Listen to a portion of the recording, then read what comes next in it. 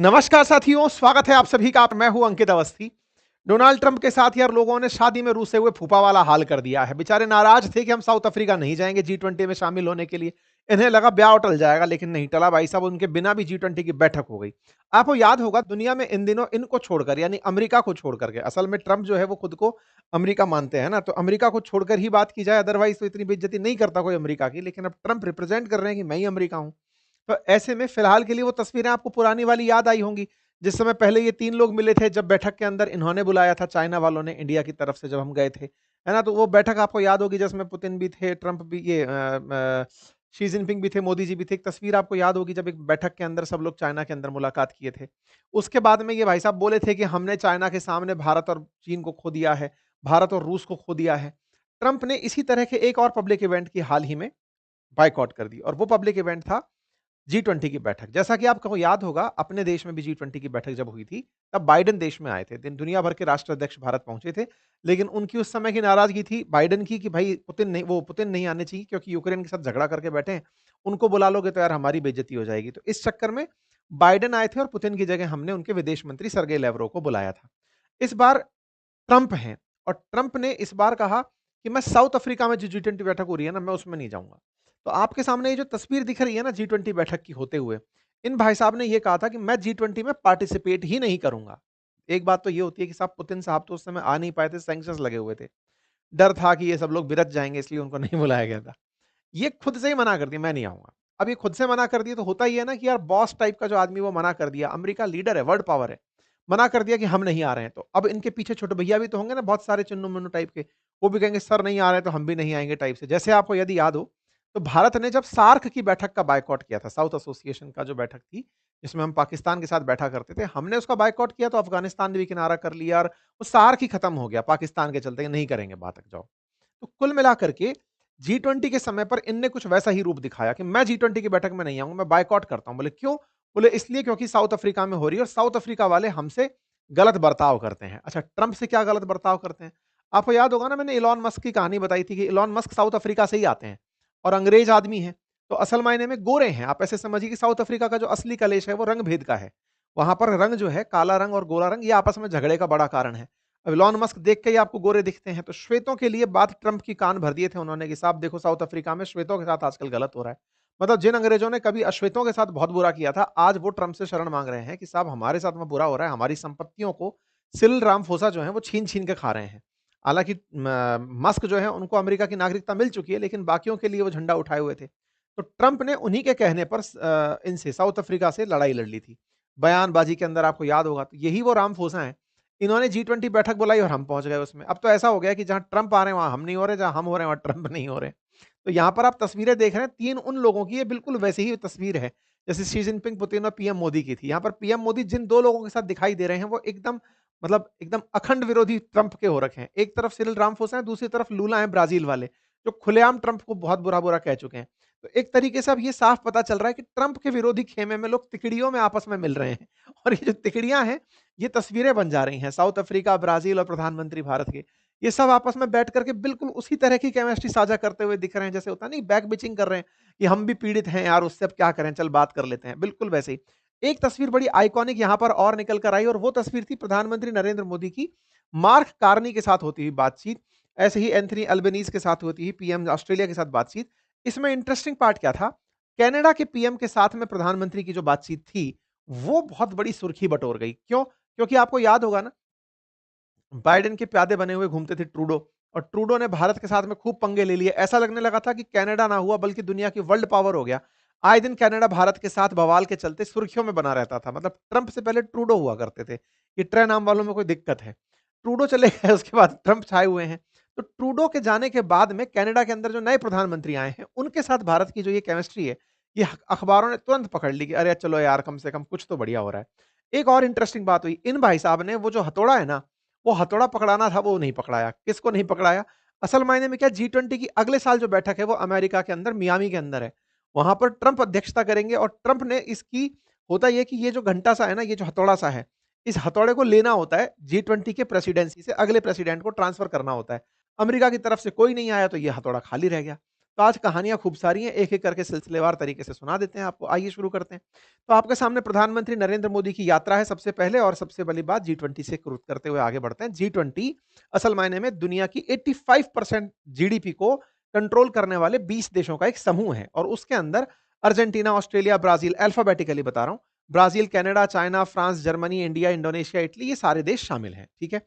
इसमें अमेरिका भी शामिल है और इन देशों को अगर नक्शे पर देखोगे तो लगता है कि सारा यही तो है और कौन है, बाकी तो छोटू-मोटू टाइप के हैं। अफ्रीका के अंदर भर के देश चले हुए हैं जिनको कोई जी20 में ले ही नहीं रहा।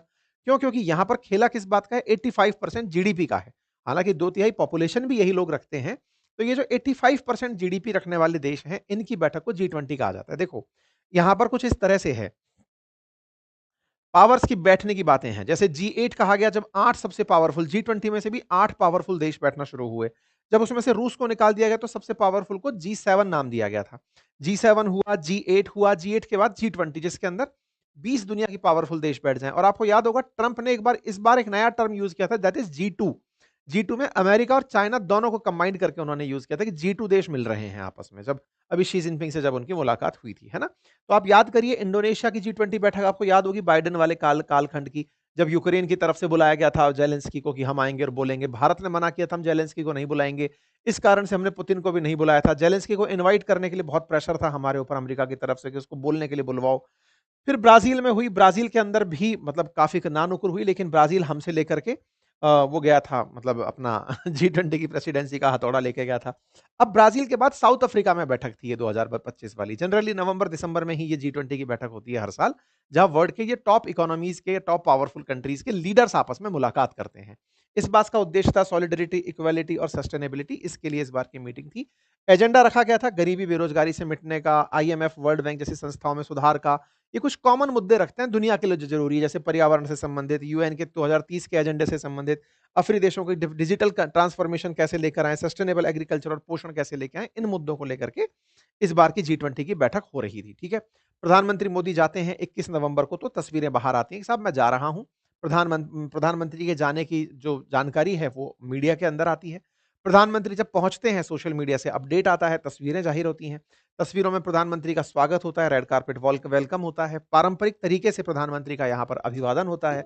इसके बाद में एक वीडियो निकल कर आता है जिसमें प्रधानमंत्री अक्सर जब कहीं जाते हैं तो उसके बारे में बताते हैं कि यहाँ कैसा रहा, क्या रहा, तो ये तस्वीरें यहाँ पर निकल कर आती हैं। प्रधानमंत्री कुछ इस प्रकार से यहाँ पर बाहर आते हैं। ठीक है साहब? प्रधानमंत्री यहाँ पर आए हैं तो फिर अपने साथियों से, समकक्षों से जिनसे भी मुलाकात होती है, उनकी तस्वीरें धीरे-धीरे करके आने लगती है। प्रधानमंत्री अपनी तरफ से बताने लगते हैं किन-किन से मुलाकात हो रही है।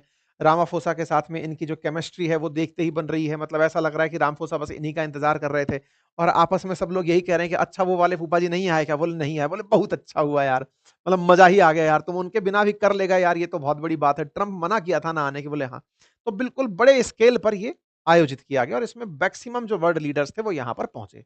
यहाँ पर साउथ अफ्रीका के राष्ट्रपति ने उद्घाटन भाषण दिया। उन्होंने बताया कि साउथ अफ्रीका की वो क्या है, प्रायोरिटीज़ क्या हैं। कुछ और देश के राष्ट्रपति जैसे अर्जेंटीना, नाइजीरिया, मेक्सिको इनके राष्ट्रपति भी नहीं आए।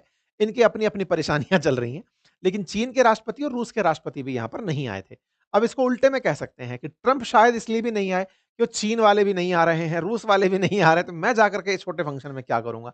कारण जो भी हो, कुल मिलाकर के बायकॉट इन्होंने किया था। इन्होंने किया था तो ये सोच कर किया था कि ये कार्यक्रम आयोजित नहीं होगा।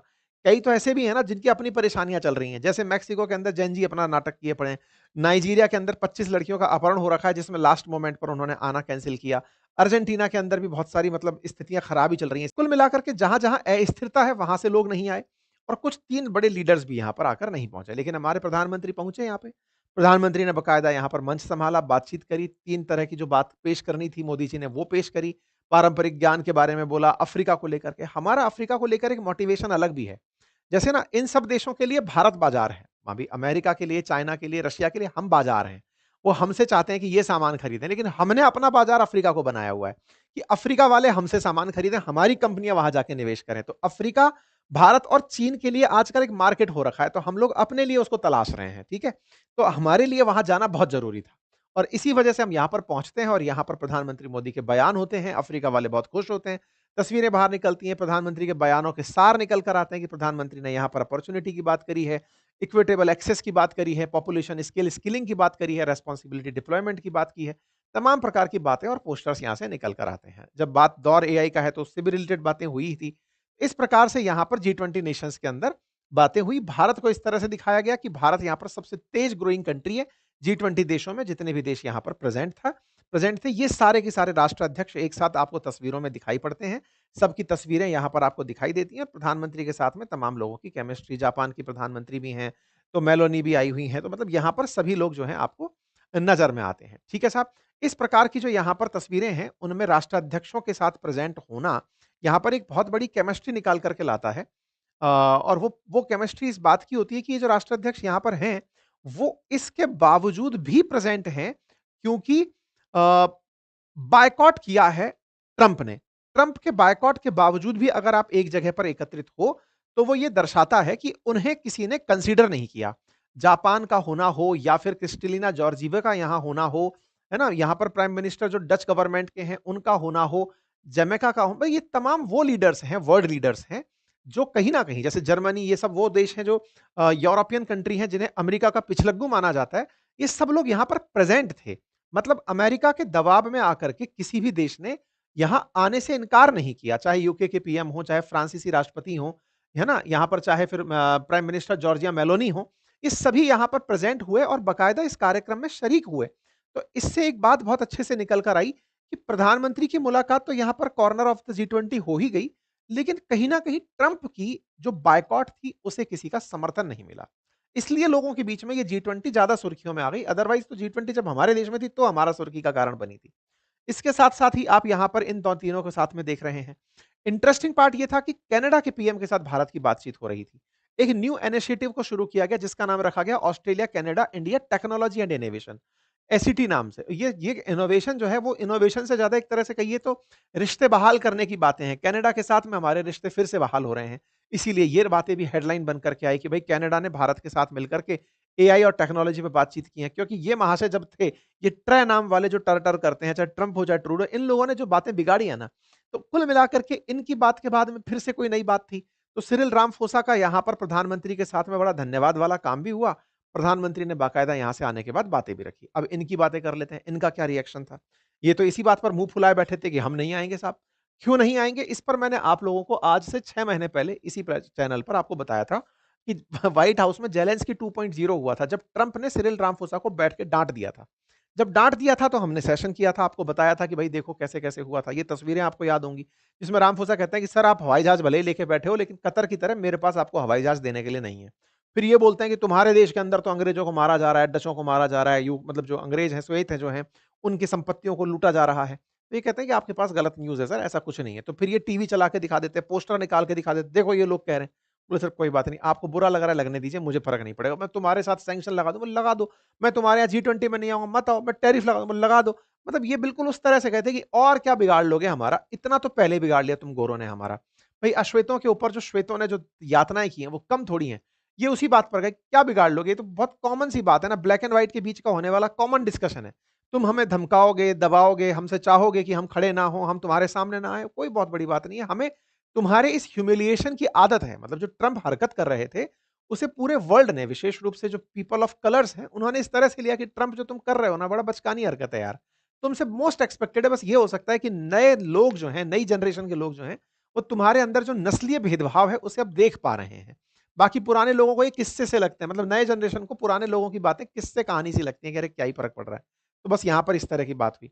अमेरिका का बायकॉट कोई असर नहीं डाला, लोगों ने खूब मीम बनाए। कुछ इस तरह से बनाए, ट्रंप ने कहा कि मैं नहीं आ रहा हूँ, तो दुनिया के देशों ने कहा वेरी गुड मत आइए, हम सब मिल कर के कर लेंगे, तो सबने मिल कर के कर लिया। लोग दिखा रहे थे कि ट्रंप तुम्हें लगा था G20 की बैठक नहीं होगी, देखो आँख खोल करके G20 की बैठक बढ़िया से हो गई है। तो साउथ अफ्रीका ने कुल मिलाकर के वो कर दिखाया कि ट्रंप के बिना भी उसने वो कार्यक्रम आयोजित करा दिया। जनरली क्या होता है, जब कोई बड़ा लीडर नहीं आता तो उसके पिछलग्गू लोग डरते हैं कि भाई इस पूरे-पूरे G20 के एजेंडा को पास कराना है। अब मतलब G20 के अंदर कुछ विचारधारा लेकर के बैठक आयोजित हुई है, तो फाइनली एक बाहर डिक्लेरेशन निकल के आता है जिसको अडॉप्ट कराना ज़रूरी होता है। कई बार अडॉप्शन के बिना चीज़ें अटक जाती हैं कि भई मैं जो बोल रहा हूँ, क्या आप भी वही बोल रहे हो? तो कई बार कंसेंसस नहीं बन पाते। ऐसे में G20 का वो फाइनल डिक्लेरेशन भी अडॉप्ट कर लिया गया। तो ये भी ट्रंप के लिए एक बहुत बड़ी हार के रूप में देखा गया। तो इसका अमेरिका के बिना अडॉप्ट हो जाना, ये वो दर्शाता है कि तुम नहीं भी आए तो क्या ही फ़र्क पड़ गया यार। तुम्हारे बिना भी दुनिया है, बस तुम्हें ही यही बात बतानी है। इसके बाद में सेरेमनी होती है जिसके अंदर आपने देखा होगा कि भारत से जब ब्राज़ील वाले इस घंटे को अपने साथ लेकर के गए थे, ये सेरेमनी आपको याद होगी। फिर ब्राज़ील ने साउथ अफ्रीका को जब दिया था तो वो एक सेरेमनी थी जो यादगार थी। लेकिन इस बार ये सेरेमनी नहीं हो पाई। ये गवेल नाम से कहलाता है ये जो हथौड़ा है ना, ये अगला जो देश प्रेसिडेंसी करने वाला होता है, जैसे अगली बार अमेरिका में होनी है ये बैठक जी20 की, तो राष्ट्रपति ट्रंप यहाँ होते तो वो यहाँ पर ये गवेल नाम का जो ये हथौड़ा है ये लेते और इस तरह से जी20 की परिपाटी बरकरार रह जाती। लेकिन साहब जी20 के लिए अमेरिकी राष्ट्रपति प्रेजेंट नहीं हुए और जब नहीं हुए तो यहाँ पर रामफोसा ने वो डब्बा अपने साथ ही रख लिया। I now say that this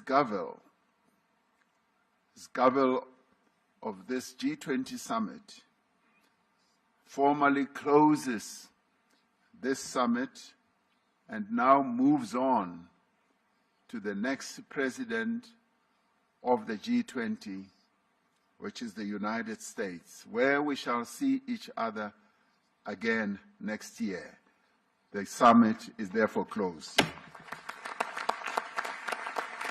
हमने ऑफिस में रख लिया है अपने पास हथौड़ा, अमेरिका को चाहिए हो तो ले जाए, नहीं तो नया बनवा ले, वो तो बात ऐसी है। तो जी20 की प्रेसिडेंसी का जो ये गवेल है ना, ये अमेरिका तक नहीं पहुंचा। ये बात फिर से एक हेडलाइन बन गई कि यार अमेरिका की कोई इतनी बेइज्जती करता है क्या? मतलब राष्ट्रपति से पूछा जा रहा है, मतलब लोग कह रहे हैं कि यार उसके एम्बेसडर को ही बुला के दे दिए होते, तो वो कह रहे हैं कि अपना एम्बेसडर ही भेज दिए होते और किसी को नहीं भेजे होते। ये वो वाली बात है ना, फूफा जी नाराज है, कोई बात नहीं, घर के छोटे बच्चे को ही भेज दिए होते कि जा भाई फंक्शन ज्वाइन कर ले, तो वो भी नहीं करवा पाए हो। तो कुछ इस तरह से यहाँ पर बड़ा रूसा मटकी का नाटक रहा। ट्रंप की तरफ से कोई बयान आया क्या? व्हाइट हाउस की तरफ से आया क्या? तो उन्होंने कहा कि हाँ, बिल्कुल ये गलत हुआ है। साउथ अफ्रीका में इतनी दिक्कतें हो रही हैं, फिर भी ये सब लोग इस तरह से काम कर जा रहे हैं। पर कुछ भी हो, कुल मिलाकर के दुनिया ने एक नई राह, एक नया अल्टरनेटिव जो प्रेज़ेंट किया इस मीटिंग के माध्यम से, वो सबके बीच में चर्चा का विषय है। बाकी आप लोग इस मीटिंग से क्या एक्सपेक्ट करते हैं और किस तरह से इस तरह के ग्लोबल मीटिंग्स को देखते हैं? ज़रूर कमेंट बॉक्स में बताइए। चैनल पर नए हैं तो सब्सक्राइब कर लीजिए। बाकी हमारे एप्लीकेशंस बातें बाज़ार की और अपनी पाठशाला उपलब्ध हैं। आप वहाँ से अपने लिए कोर्सेज़ भी देख सकते हैं। बहुत-बहुत धन्यवाद।